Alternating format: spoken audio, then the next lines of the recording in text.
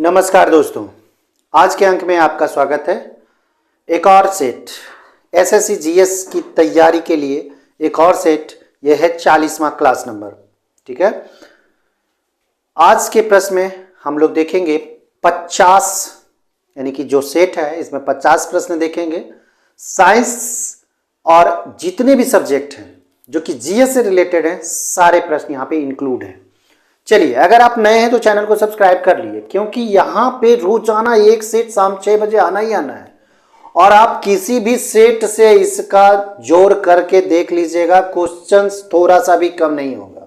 ठीक है, इसका स्तर जो होगा किसी भी सेट से कम नहीं होने वाला, किसी भी सेट से हम ये चैलेंज करते हैं। ठीक है, चलिए दोस्तों को शेयर करना ना भूलें। चलिए, आज का पहला प्रश्न हम लोग देखेंगे। जो चित्रकला के शत्रु हैं, मैं उनका शत्रु हूं, किस मुगल शासक ने कहा था? क्वेश्चंस को ध्यान से समझें। जो चित्रकला के शत्रु हैं, मैं उनका शत्रु हूं, किस शासक ने कहा था? मुगल शासक ने कहा था। जहांगीर, औरंगजेब, शाहजहां या फिर अकबर? तो इसका सही जवाब चित्रकला से संबंधित जो शहंशाह है, जो शासक है, ये जहांगीर है और इसी का ये वक्तव्य है। दूसरा नंबर है, किस मध्यकालीन भारतीय शासक ने पट्टा कबूलियत की प्रथा आरंभ की थी? ध्यान से क्वेश्चंस को समझ लेना है, बहुत इंपॉर्टेंट है। पट्टा और कबूलियत की जो ये प्रथा है, किसने शुरू की थी? शेरशाह, मोहम्मद बिन तुगलक, अकबर या फिर अलाउद्दीन खिलजी? तो इसको कहा जाता है शेरशाह के द्वारा शुरुआत मानी जाती है। ठीक है, पट्टा एवं कबूलियत की शुरुआत जो प्रथा की गई है, ये शेरशाह के द्वारा। चलिए, तीसरा नंबर सवाल देखेंगे। तीसरा क्या कहता है? कहता है एतमाद उद दौला का मकबरा आगरा में किसने बनवाया है? ध्यान से देखें, एतमाद उद दौला, ठीक है, ईरानी शासक था ये। नूरजहां, अकबर, शाहजहां या फिर जहांगीर? चार ऑप्शन हैं आपके, तो इसका सही जवाब नूरजहां हो जाएगा। नूरजहां के पिताजी थे, कह सकते हैं कि एतमादुद्दौला की पुत्री थी नूरजहां। ठीक है, और जहांगीर का ससुर, इसका ससुर कह सकते हैं। ठीक है, ये एतमादुद्दौला, जिसका मकबरा बनाया था किसने? नूरजहां ने बनवाया था। कहां? आगरा में बनवाया था। और सबसे पहले पिट्रा ड्यूरा का जो यूज किया गया था कला का, सबसे पहले इसी मकबरा में यूज किया गया था। तो यह भी पूछा जाता है कभी कभी सवाल, बहुत इंपॉर्टेंट है। पिट्रा ड्यूरा का सबसे पहले प्रयोग किस स्ट्रक्चर्स में या किस मकबरे में किया गया था? तो एतमादुद्दौला का मकबरा जो बनाया गया था आगरा में नूरजहां के द्वारा, उसमें पिट्रा ड्यूरा का सबसे पहले यूज किया गया था, प्रयोग किया गया था। चलिए, सती प्रथा की भर्त्सना करने वाला मुगल सम्राट था? अकबर, जहांगीर, बाबर, हुमायूं? चार ऑप्शन। सबसे पहले सती प्रथा जान लें।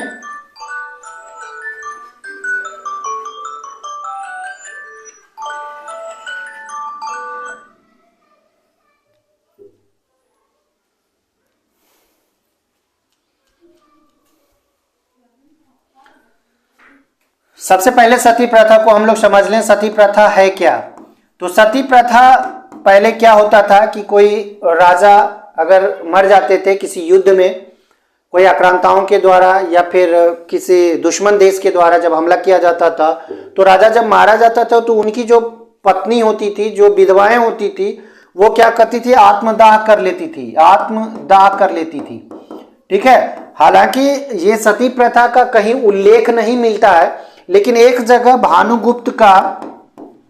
भानुगुप्त का जो एरन अभिलेख है 510 ईस्वी में इसका वर्णन है। वहां पे एक बताया गया है सती प्रथा के बारे में छोटा सा, और बाकी कहीं भी सती प्रथा की कोई ये परंपरा है या फिर कोई नियम है, ऐसा कुछ कहीं लिखा हुआ नहीं मिलता है।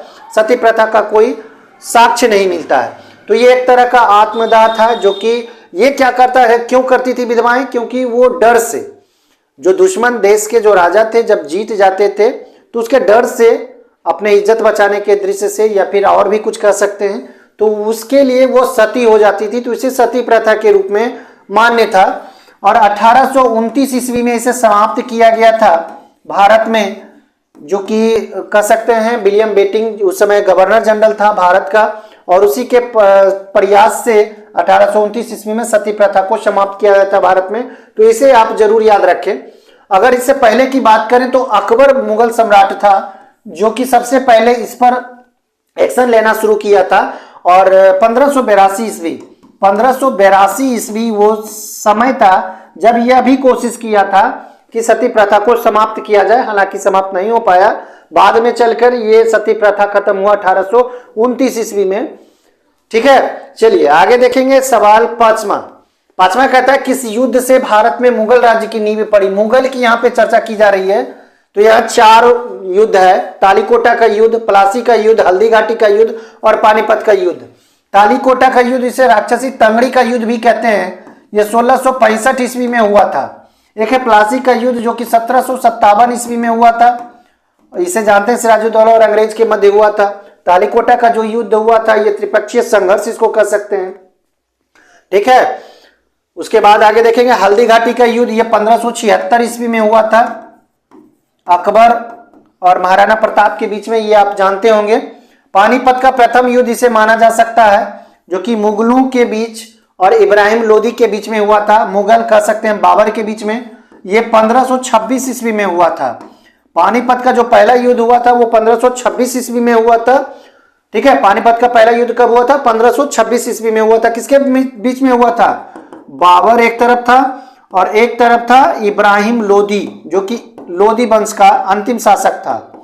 लोदी वंश का अंतिम शासक था। ये दोनों के बीच जब युद्ध हुआ था तो यहाँ पे इब्राहिम लोदी मारा गया था और बाबर यहाँ पे विजय हुआ था और इसने मुगल साम्राज्य की नींव डाली थी पानीपत के प्रथम युद्ध के बाद, यानी कि 1526 ईस्वी में।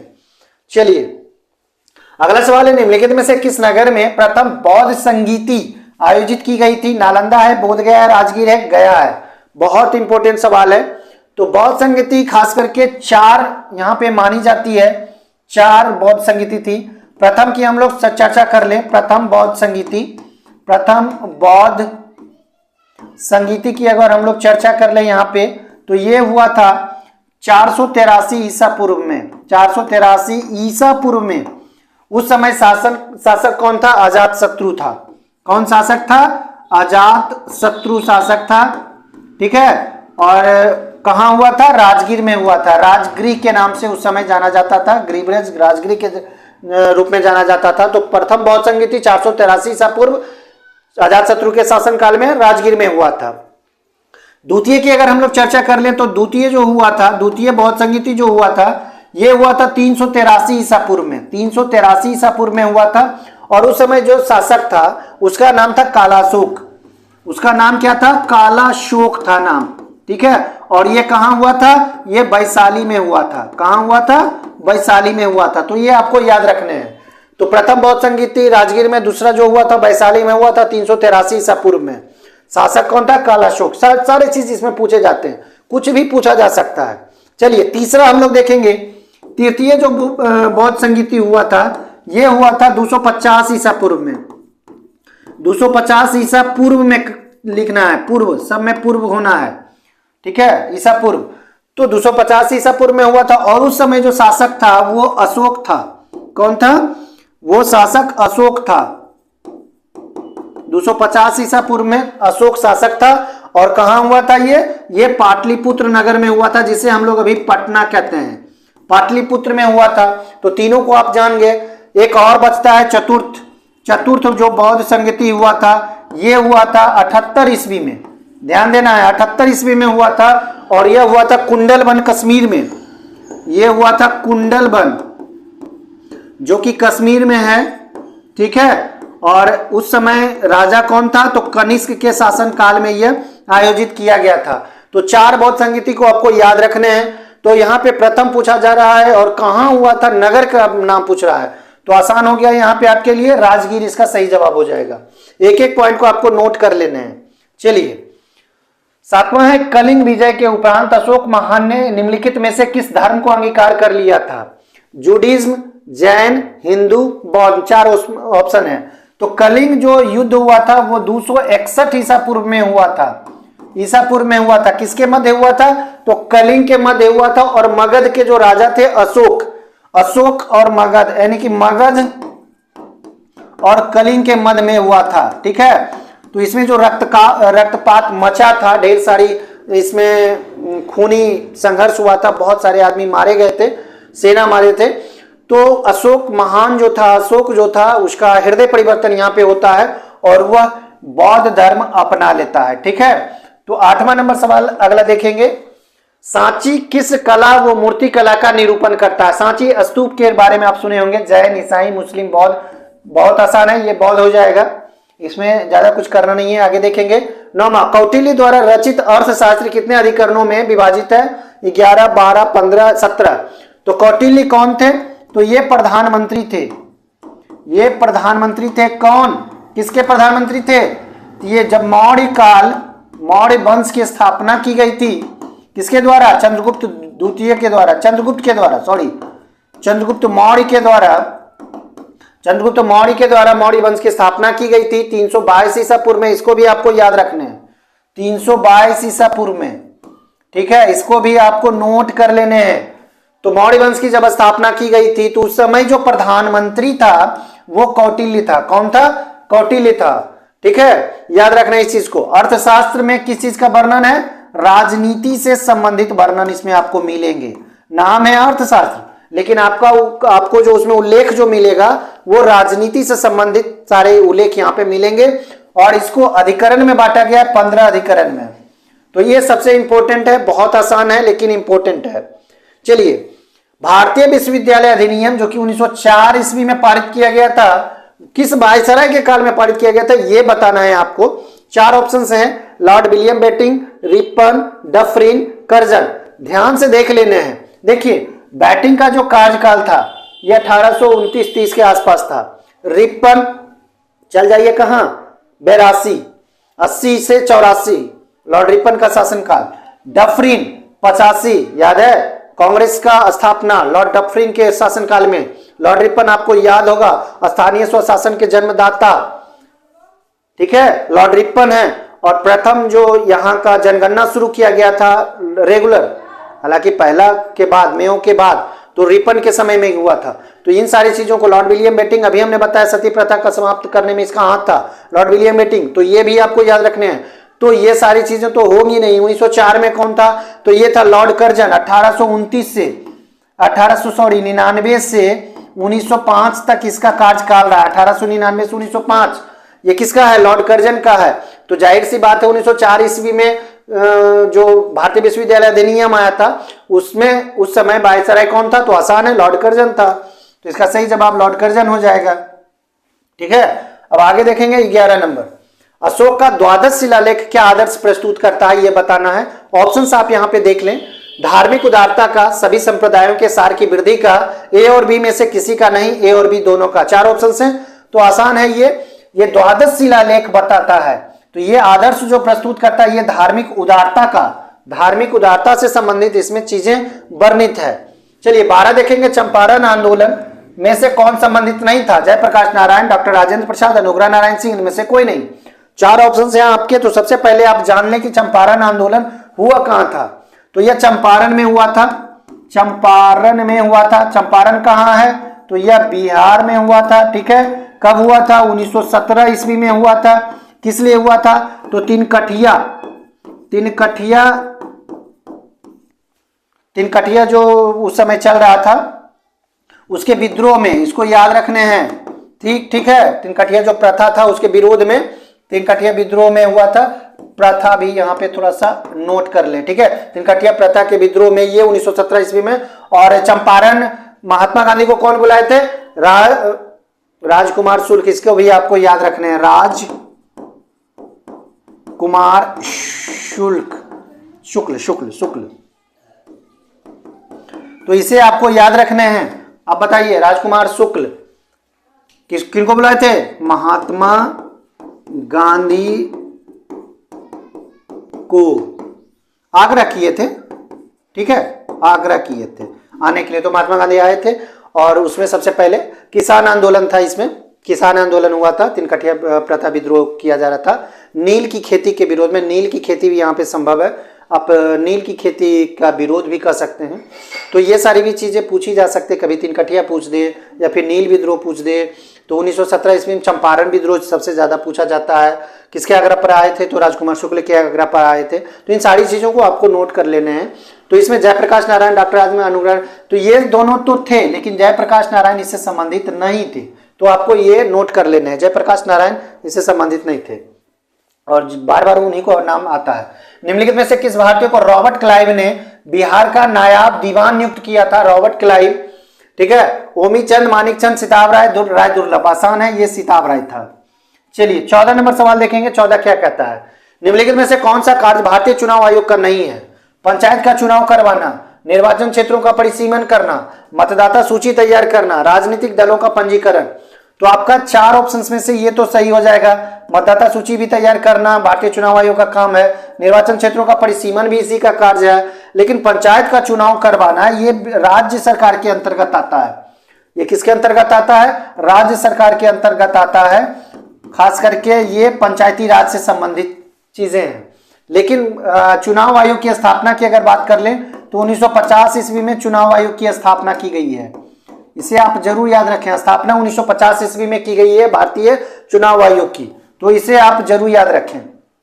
चलिए 73वां संविधान संशोधन कब लागू हुआ था? 21 अप्रैल 1992 ईस्वी, 20 अक्टूबर 1993, 24 अप्रैल 1993, 20 अक्टूबर 1992। 4 ऑप्शन हैं। 73वां संविधान संशोधन है क्या, पहले ये जान लें। तो 73वां संविधान संशोधन जो है ये पंचायती राज से संबंधित है, पंचायती राज से संबंधित है, ठीक है, पंचायती राज से संबंधित है 73वां संविधान संशोधन। और इसके तहत क्या जोड़ा गया था? 11वीं अनुसूची को जोड़ा गया था, 11वीं अनुसूची को जोड़ा गया था, कानूनी रूप दिया गया था, पंचायती राज को कानूनी रूप दिया गया था, 11वीं अनुसूची को जोड़ा गया था, पंचायती राज से संबंधित है 73वां संविधान संशोधन, जो कि 92-93 में लाया गया था। और इसको संशोधन लागू कब हुआ था ये बताना था, ये 24 अप्रैल 1993 को लागू किया गया था। यही कारण है कि पंचायती राज दिवस 24 अप्रैल को मनाया जाता है, पंचायती राज दिवस, इसे जरूर याद रखें, ये बेहद इंपॉर्टेंट है। तो पंचायती राज दिवस 24 अप्रैल को मनाया जाता है। उसके बाद एक चीज और याद रखने वाली चीजें हैं, 74वां संविधान संशोधन वो नगर पंचायत से संबंधित है, ठीक है, नगर से संबंधित है और 12वीं अनुसूची में उसको जगह दी गई है। तो दोनों एक ही साथ आए थे 92-93 में ही, ठीक है। चलिए 16 देखेंगे। 16 नंबर सवाल क्या कहता है? अकबर ने बिहार तथा बंगाल को मुगल साम्राज्य में कब मिलाया था? 1590, 76, 72, 70। तो 1575-76 का समय था, तो ऑप्शन आपका 1576 है, तो ये हो जाएगा। कभी कभी आप देखेंगे 1575 रहेगा तो वो भी आपका सही होगा, 1575-76 इसका सही जवाब होगा। आगे देखेंगे 17 नंबर। 17 क्या कहता है? निम्न में किसने कहा था विदेशी वस्तुओं की बर्बादी ही उसके साथ सर्वोत्तम व्यवहार है? चित्तरंजन दास, सुभाष चंद्र बोस, महात्मा गांधी या फिर गोपाल कृष्ण गोखले। तो 4 ऑप्शंस में से आपका सही जवाब हो जाएगा महात्मा गांधी का यह वक्तव्य था कि विदेशी वस्तुओं की बर्बादी उसके साथ सर्वोत्तम व्यवहार है। चलिए 17 हो गए। 18 देखेंगे। लघु ज्वर भाटा कब उत्पन्न होता है? अर्धचंद्र के समय, 1 महीने में 1 बार, दिन के समय, 1 सप्ताह में 2 बार। तो इसका सही जवाब आप देखें तो इसका सही जवाब हो जाएगा लघु ज्वार भाटा कैसे उत्पन्न होता है, कब उत्पन्न होता है? जब सूर्य और चंद्रमा जो होता है, सूर्य और चंद्रमा दोनों समकोण बनाता है, ठीक है, तो 1/4 चंद्र कहलाता है ये। तो कह सकते हैं 1/4 अगर बनाता है तो 1 सप्ताह में 2 बार इसको कह सकते हैं, क्योंकि 1/4 15 दिन में 1 चंद्रमा होता है, ठीक है, 2 चंद्रमा 30 दिन में, तो 15 दिन में 15 में 4, तो सप्ताह में 2, तो 15 दिन में 4 बार हो जाएगा। तो इसका सही जवाब ये होना चाहिए 18 का। चलिए निम्नलिखित में कौन एक सिंधु की सहायक नदी है? सिंधु, झेलम, सतलज, चिनाब, ये तीनों सहायक नदियां हैं, जबकि इंद्रावती इसकी सहायक नदी नहीं है सिंधु की। झेलम, सतलज, चिनाब ये सहायक नदियां हैं। सुंडा ट्रेंच किस द्वीप के समानांतर स्थित है? जावा, मालदीव, सुमात्रा, मॉरिशस। तो ये जावा हो जाएगा।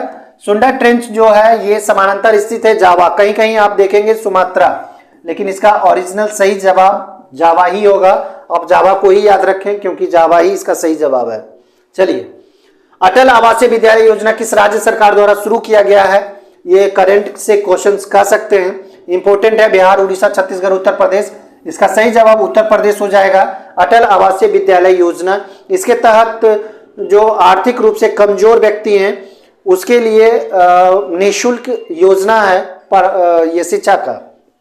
चलिए 22 नंबर देखेंगे, हैंडलो पासपोर्ट सूचकांक जो 2023 में भारत का स्थान पूछा जा रहा है। हैंडले पासपोर्ट सूचकांक में 72वां है, 74वां है, 84वां है या फिर 85वां।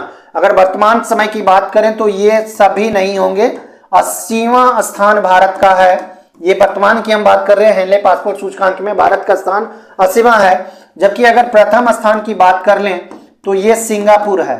प्रथम स्थान की अगर हम लोग बात कर लें तो कौन हो जाएगा, सिंगापुर हो जाएगा। तो ये 22 हो गया। अब अगर हम लोग 23वां नंबर सवाल देखें, कहता है हॉकी जूनियर एशिया कप 2023 पुरुष एकल का खिताब किसने जीता है? पाकिस्तान, भारत, श्रीलंका या फिर नेपाल। तो 4 ऑप्शंस में से आपका सही जवाब भारत हो जाएगा। भारत पाकिस्तान को हरा करके हॉकी जूनियर एशिया कप 2023 का चौथा बार यह खिताब जीता है। अब देखिए 24 विश्व शौचालय दिवस प्रतिवर्ष कब मनाया जाता है? शौचालय दिवस है तो यह 19 नवंबर, 29 सितंबर, 5 मई, 7 जून, ये 4 ऑप्शन हैं आपके। तो इसका सही जवाब होना चाहिए 19 नवंबर। 19 नवंबर विश्व शौचालय दिवस मनाया जाता है। और यह कब से मनाया जा रहा है? 2001 से। यह भी आपको याद रखने हैं। चलिए 25 साहित्य अकादमी पुरस्कार पाने वाले पहले व्यक्ति कौन हैं? साहित्य अकादमी पुरस्कार सबसे शुरुआत अगर की गई है तो 1955 ईस्वी में सबसे पहले दिया गया है। 1955 ईस्वी से इसकी शुरुआत मानी जाती है। और माखन लाल चतुर्वेदी पहले व्यक्ति हैं जिन्हें 1955 ईस्वी में यह पुरस्कार दिया गया है, साहित्य अकादमी पुरस्कार दिया गया है। चलिए 26 देखेंगे, उष्मा के अच्छे अवशोषक हैं, अत्यधिक पॉलिश, अच्छे उत्सर्जक, गैर उत्सर्जक, खराब उत्सर्जक। अगर अच्छे अवशोषक हैं तो अच्छे उत्सर्जक होंगे।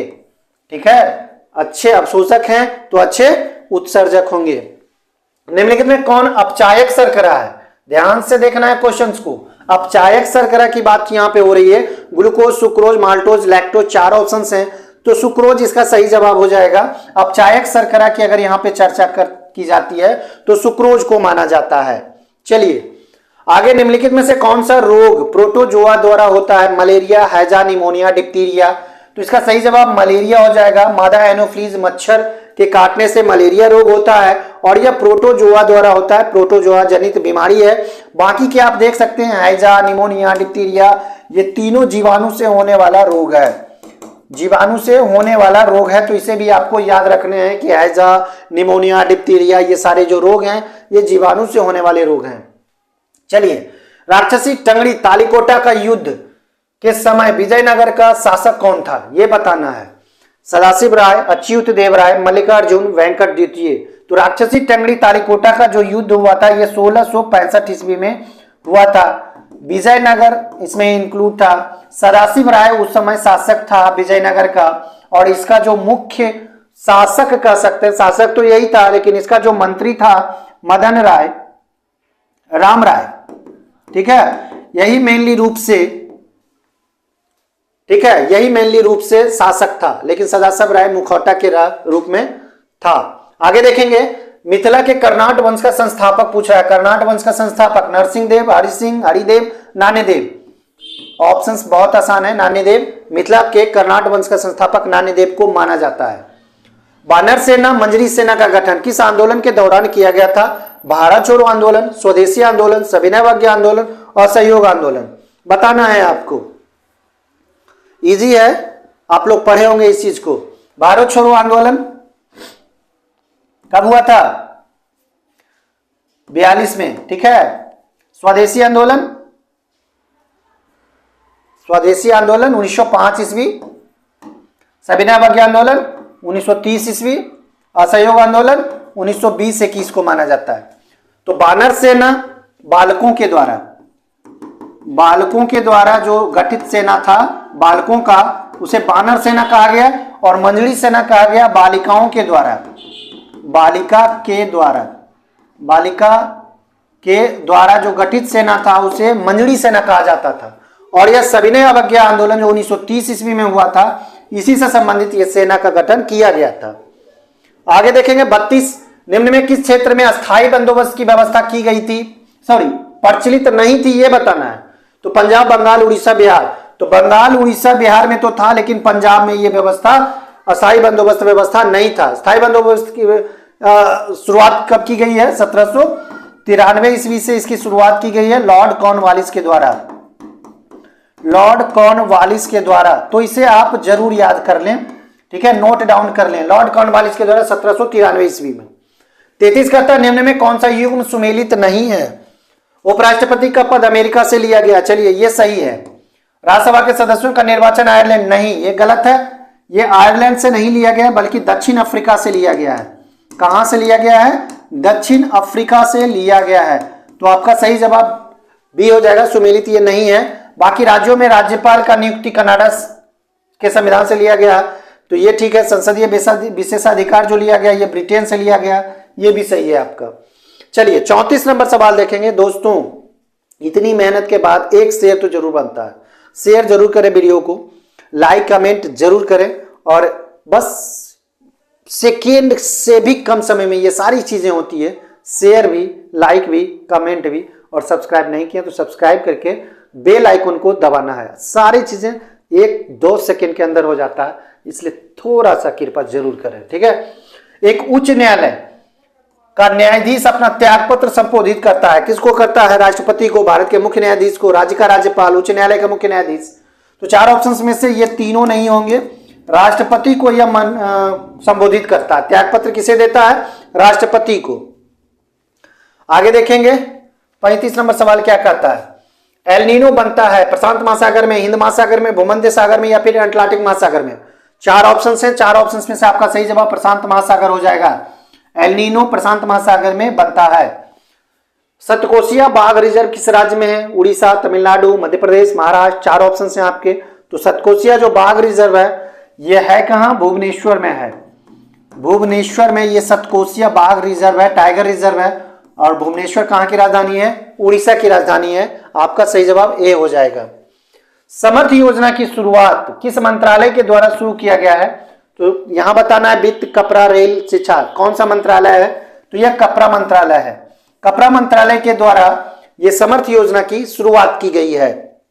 चलिए बजट 2023-24 के अनुसार राजस्व घाटा जीडीपी का कितना प्रतिशत है? 5.9%, 4.8%, 2.9% या फिर 2.3%।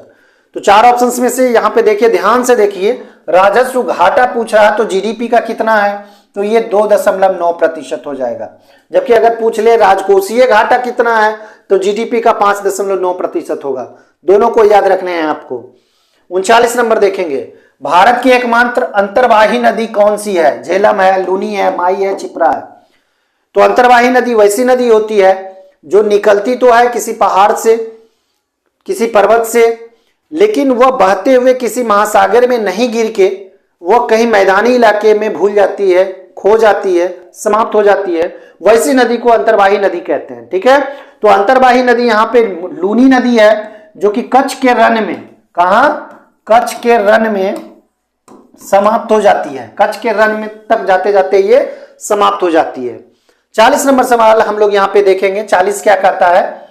40 नंबर, अमृत क्रांति का संबंध निम्नलिखित में किससे है? बागवानी, मसाला उत्पादन, फल उत्पादन, नदी जोड़ो परियोजना। तो अमृत क्रांति, ध्यान से देखें, ये नदी जोड़ो परियोजना से संबंधित है। 40 देख लिए। अब 41 नंबर सवाल देखेंगे। निम्नलिखित में से कौन सी कोशिका नहीं है? ध्यान से देखना है, कोशिका, सेल नहीं है। लाल रक्त कणिका है, जीवाणु है, शुक्राणु है, लेकिन विषाणु नहीं है, यह अकोशिकीय है। ध्यान देना है, विषाणु को अकोशिकीय माना गया है, इसलिए इसका सही जवाब विषाणु हो जाएगा। 41 देख लिए। 42 देखेंगे। 42 क्या कहता है? एडवर्ड जेनर ने विकास किया था। तो सबसे पहला टीका का आविष्कार किसने किया था? Edward Jenner. सबसे पहले टीका की शुरुआत, टीका बनाया कह सकते हैं, सबसे पहले विकास किया भी कहीं कहीं आपको मिलेगा। तो कौन है ये? एडवर्ड जेनर है। और सबसे पहले चेचक के टीके का इसने शुरुआत किया था, विकास किया था। पोलियो के टीका का जॉन साल्क है, तपेदिक टीका, मलेरिया टीका। तो ये सारी चीजों को आपको याद रखने हैं। चलिए 43-43 देखेंगे। किसी जीव की अनुवांशिक संरचना कहलाती है? जीनोटाइप, फेनोटाइप, प्रवृत्ति, एलिंग। 4 ऑप्शंस हैं। तो 4 ऑप्शंस में से आपका सही जवाब जीनोटाइप हो जाएगा। ये किसी भी जीव की अनुवांशिक संरचना कहलाती है जीनोटाइप के नाम से। आगे, लोकसभा का कार्यकाल कितनी बार? 6 वर्ष।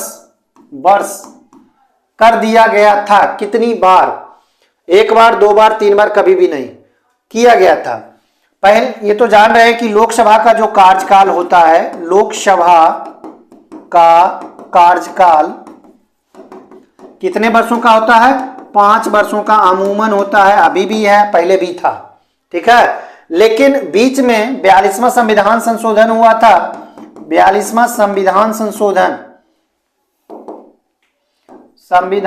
संशोधन जो कि कब हुआ था?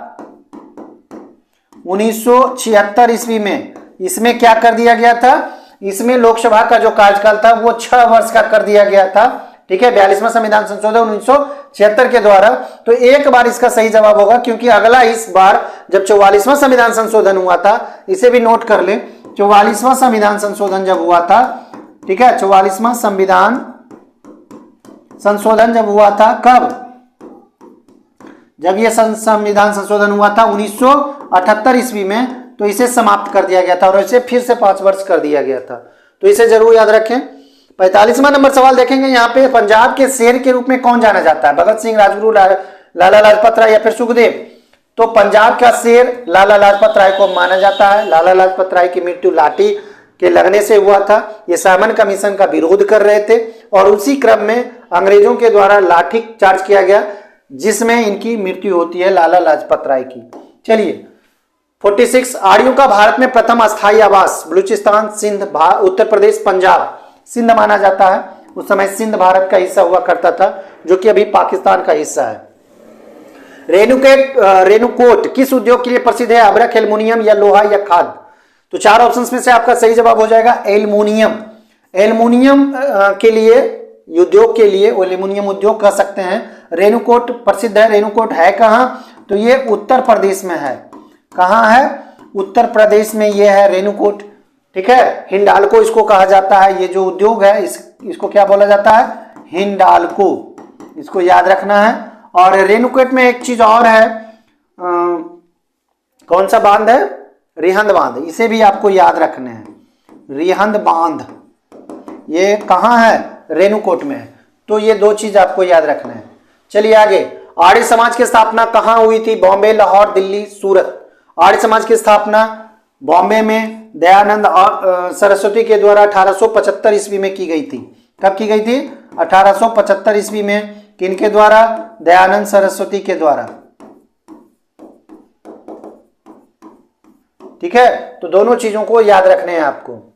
चलिए, प्रथम बार जवाहरलाल नेहरू कांग्रेस पार्टी के अध्यक्ष इस बार चुने गए थे 1929, 39, 31, 35। तो सबसे पहले जाने कि जवाहरलाल नेहरू 3 बार कांग्रेस के राष्ट्रपति बने थे। कांग्रेस के राष्ट्रपति नहीं, अध्यक्ष बने थे 3 बार, ठीक है, कांग्रेस के। कब कब? तो सबसे पहले बने थे 1929 ईस्वी में। लाहौर अधिवेशन की अध्यक्षता किए थे 1929 ईस्वी में सबसे पहले जवाहरलाल नेहरू ने।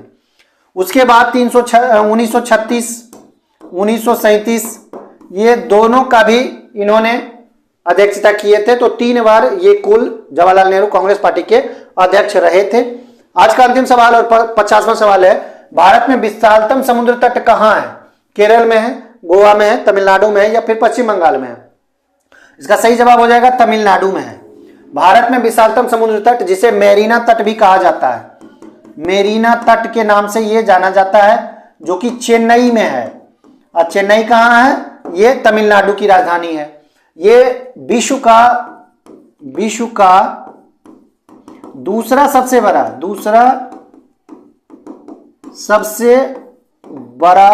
समुद्र तट है मेरीना, ठीक है। इसे जरूर नोट कर ले। तो दोस्तों ये था 50 प्रश्नों का समूह, जीएस का सेट 50 प्रश्नों का। कैसा लगा लाइक कमेंट कर जरूर बताएं। अंत तक देखने के लिए धन्यवाद।